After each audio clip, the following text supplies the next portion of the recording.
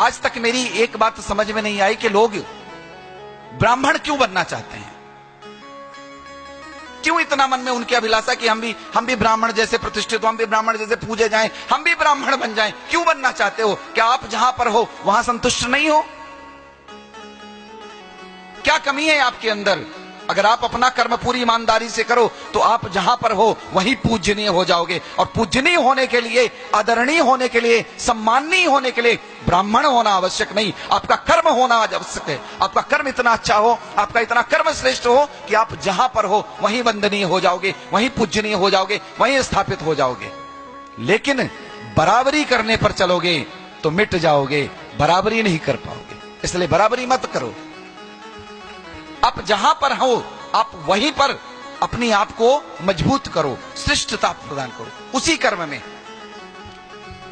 अगर बराबरी करने पर आए तो जितने भी इंजीनियर हैं वो सब पॉलिटिशियंस की बराबरी करने लग गए, क्योंकि सत्ता पर पॉलिटिशियन बैठे होते हैं। सारे के सारे लोग काम धंधा सब राजनीति में आ जाएं।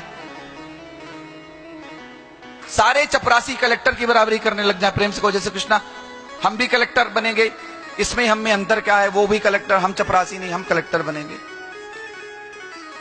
सारे मास्टर विभागाध्यक्ष बनना शुरू कर दें। जो बेसिक शिक्षा अधिकारी होते हैं कहते हैं हम भी यही बनेंगे। ना महाराज, आप अपनी योग्यता सिद्ध करो, आप अपनी प्रामाणिकता सिद्ध करो। बाकी कहने से कभी कुछ ना आज तक हुआ है ना होगा। प्रेम से कहिए जय श्री कृष्णा।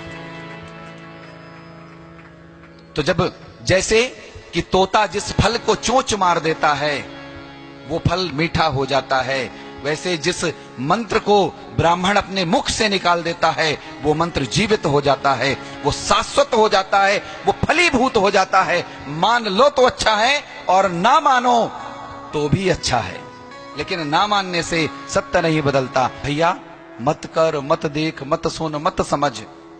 क्यों? क्योंकि जो बड़ों की बात नहीं मानता, जो माता पिता की बात नहीं मानता, जो गुरुजनों की बात नहीं मानता, क्षमा करिए उसे समय मनवा देता है। समय हर समस्या का समाधान है, समय हर चीज का उत्तर दे देता है, समय सबको लाके खड़ा कर देता है उस जगह पर। इसलिए बराबरी बिल्कुल भी नहीं। और आप पुलिस वाले सिपाहियों की बराबरी अर्थात फौज की बराबरी करने लग जाएं और फौज वाले सीआरपीएफ की बराबरी करने लग जाएं, बीएसएफ वाले, तो क्या होगा? देश की व्यवस्था न चरमरा जाएगी। इसलिए जो जहां पर है अपनी व्यवस्था में, हां अगर आप ज्ञान प्राप्त करना चाहते हैं आप खूब ज्ञान प्राप्त कर लीजिए। ज्ञानी होना सबके अधिकार क्षेत्र में है। ज्ञानी कोई भी हो सकता है, विद्वान कोई भी हो सकता है, पंडित अर्थात पांडित्य, ज्ञानी जिसको पंडित माने ज्ञानी होता है, विद्वान वो कोई भी हो सकता है। लेकिन यह उचित नहीं कि आप अकारण अनायास ब्राह्मणों की निंदा करो, ब्राह्मणों को गाली दो, उन्हें उपेक्षित करो। क्यों?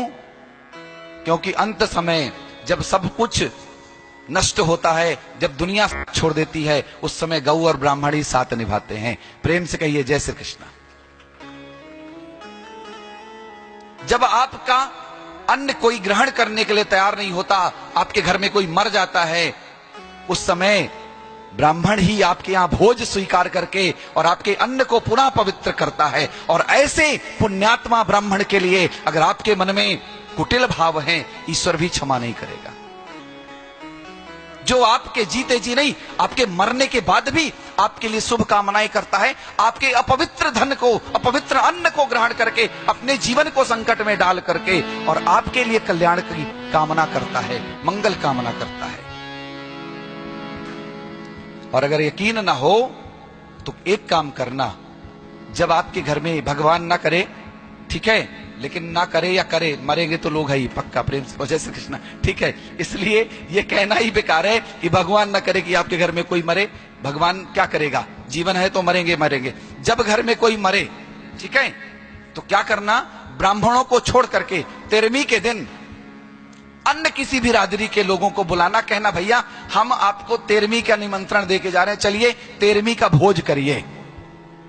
कोई स्वीकार कर ले तो बताना, और स्वीकार करके खा ले तो बताना, और खा के पचा जाए तो बताना। प्रेम से कहो जय श्री कृष्णा। पहली बात तो स्वीकार नहीं करेगा, और स्वीकार करके अगर आके खा गया तो जीते जी मर जाएगा। पचाने की क्षमता, भस्म करने की क्षमता सिर्फ अग्नि में होती है, बाकी और संसार में कोई ऐसी वस्तु नहीं, कोई ऐसा पदार्थ नहीं, कोई ऐसी चीज नहीं जो जला सके, जो भस्म कर सके। अगर भस्म करना है, राख बनाना है, तो अग्नि ही जरूरी है, आग ही ऐसा कर सकती है। ऐसे ब्राह्मण की जठराग्नि, ब्राह्मण का तेज, ब्राह्मण का तप, चाहे वो जैसा ही क्यों ना हो, लेकिन उस ब्रह्म कुल का बालक ही आपके पाप कर्मों को खा करके पचा लेने की क्षमता रखता है। अन्यथा इस पूरे भूधर में, पूरी वसुंधरा में, पूरी धरती में ऐसा कोई नहीं है जो आपके पाप कर्मों को भी खा करके उन्हें भस्म कर दे।